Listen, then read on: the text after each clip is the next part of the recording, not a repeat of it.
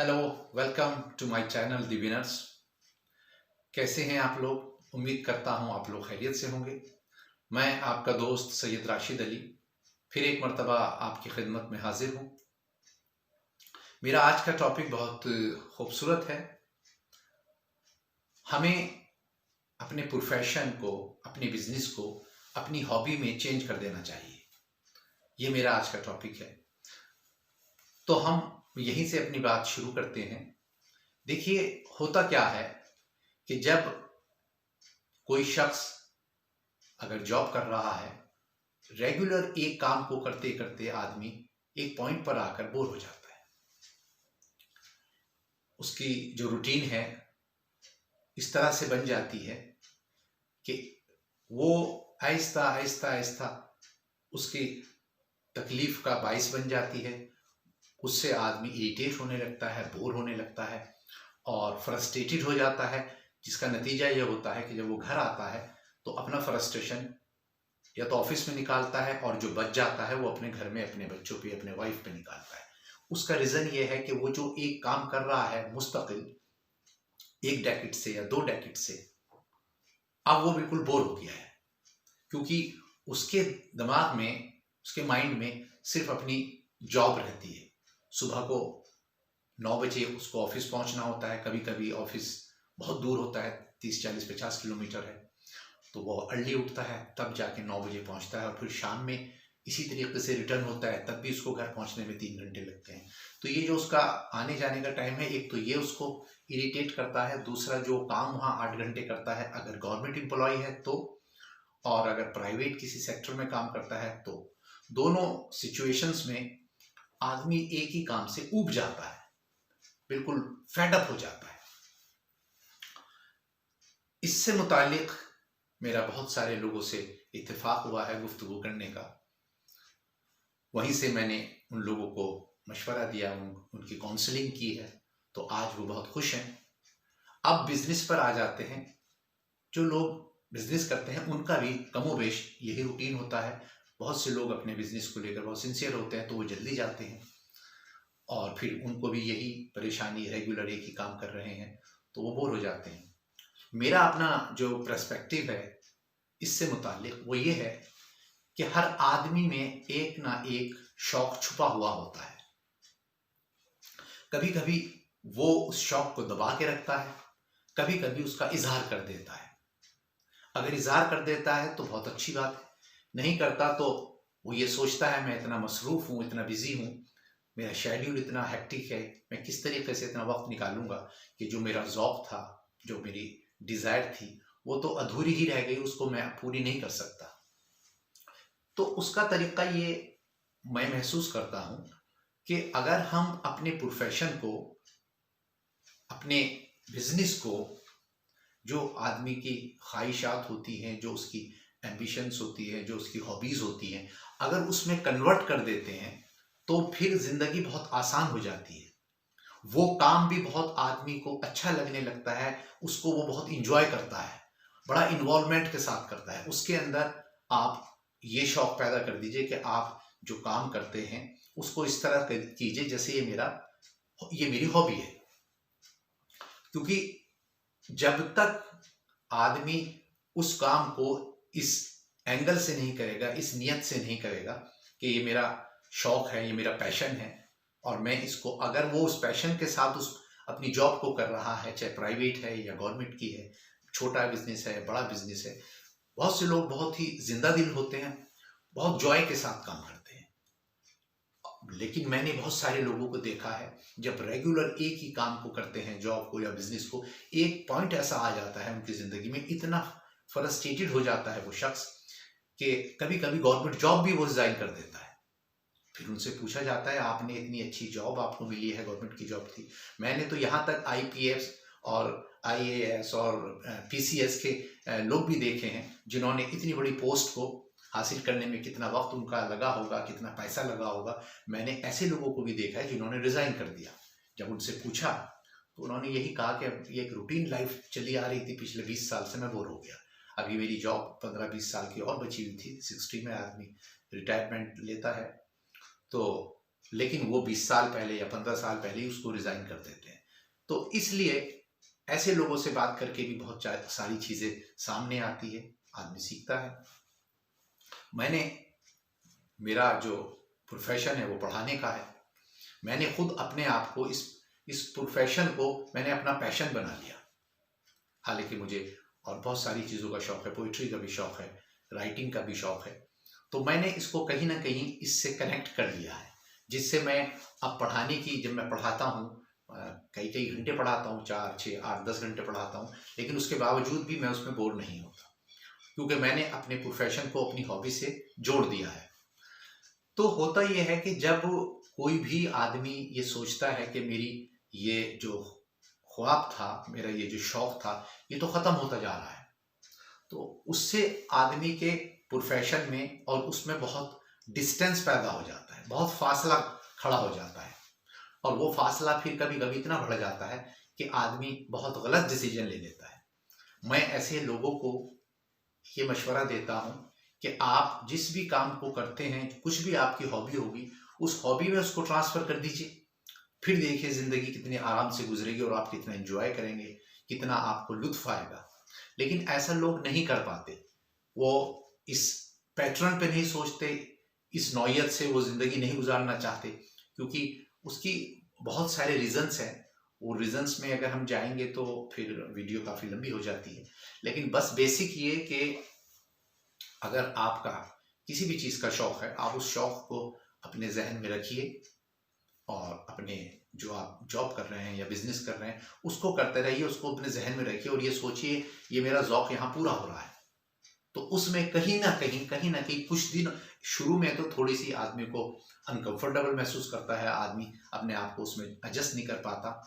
लेकिन फिर जब वो सोचता है कि नहीं, अगर मैं इसको इससे कनेक्ट कर देता हूँ तो मेरी जो ज़िंदगी का वो मकसद अधूरा था वो भी किसी न किसी तरीके से पूरा हो जाएगा।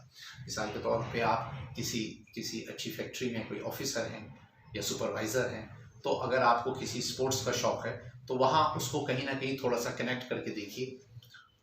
और भी कुछ नहीं, अब वहाँ अगर खेलने का आपका मौका नहीं मिल रहा है तो उस गेम से रिलेटेड बहुत सारी बातें आप अपने कलीग से कर सकते हैं। जब उनसे आप ये बातें करेंगे तो उसमें नेचुरली आपका जो माइंड है जो वहाँ लगा हुआ है वो डाइवर्ट हो जाएगा, थोड़ी सी देर के लिए वो टेंशन रिलीज हो जाएगा। बहुत से लोगों को क्रिकेट का बहुत शौक होता है, बहुत से लोगों को बैडमिंटन का होता है, बहुत से लोगों को पोइट्री का शौक होता है, बहुत से को सिंगिंग का होता है।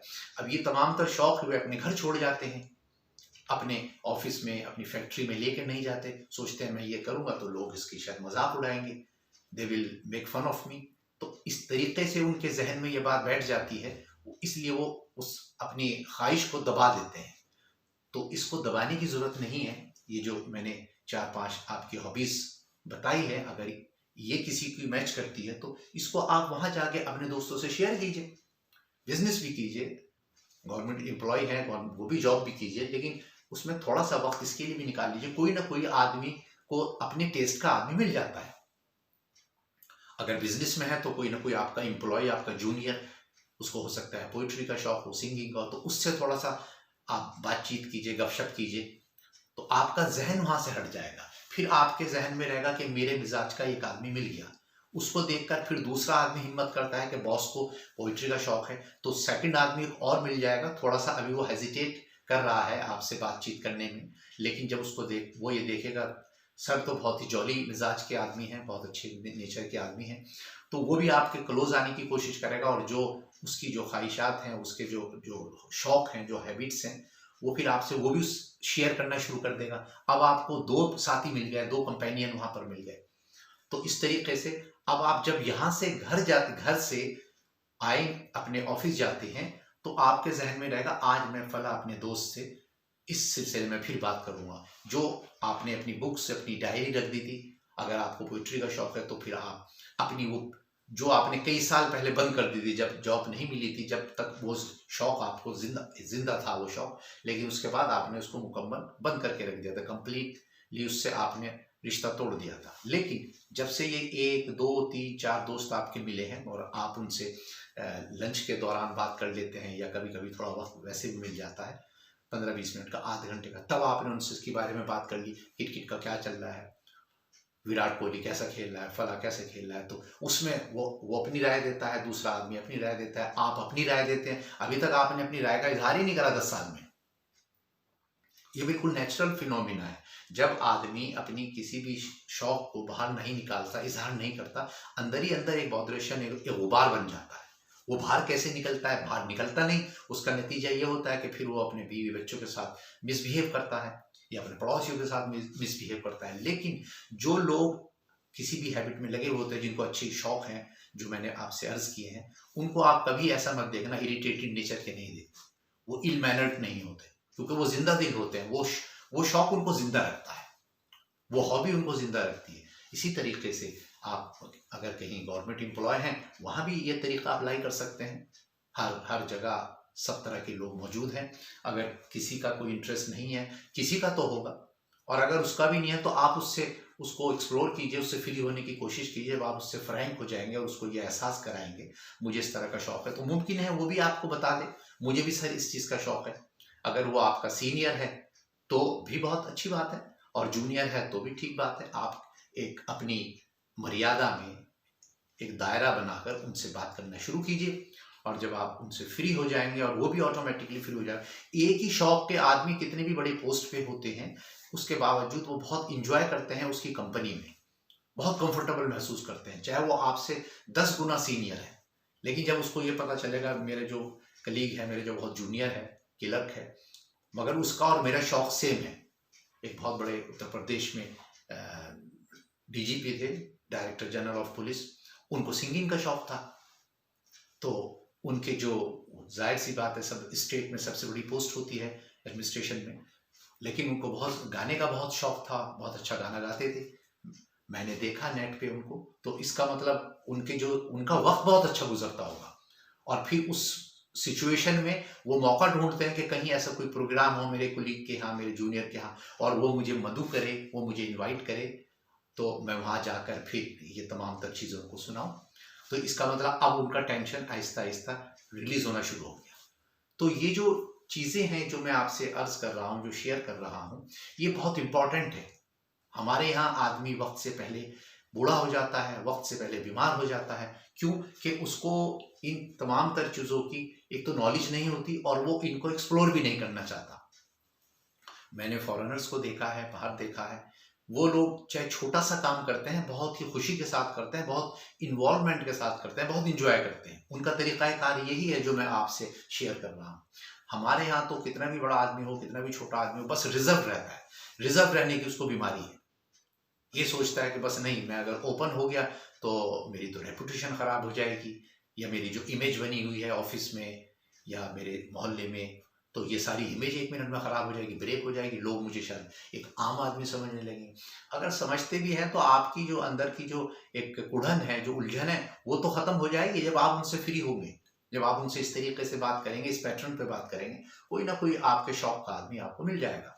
तो अपने प्रोफेशन को अपनी हैबिट से जोड़ दीजिए, जो आपके ज़ौक़ है उससे जोड़ के देखिए ज़िंदगी कितनी खूबसूरत हो जाएगी। बड़ा लुत्फ़ आएगा आपको, ज़िंदगी गुजारने में लुत्फ़ आएगा। अभी तक जो आपके साल बेकार हुए हैं, 5 साल, 10 साल, 15 साल, उनका आपको पछतावा होगा, रिपेंट करेंगे आप कि काश ये वाला फॉर्मूला मुझे पहले मिल जाता। ये ज़िंदगी के जो 15 साल सारे बाल उड़ गए, रिंकल्स चेहरे पर आ गए, ये भी शायद ना आते, क्योंकि वो ये तमाम तर चीज़ें जब होती है, जब आदमी के दिमाग में बहुत ज़्यादा टेंशन होता है और वो टेंशन निकलता नहीं, और उसकी जो किसी की राइटिंग की फील्ड है, किसी की सिंगिंग की फील्ड है, और उसे मौका नहीं मिलता, उसे चांस नहीं मिलता, तो वो क्या करता है, अंदर ही अंदर वो परेशान रहता है, उड़ता रहता है, परेशान, किसी से शो नहीं कर पाता, उलझन का शिकार रहता है।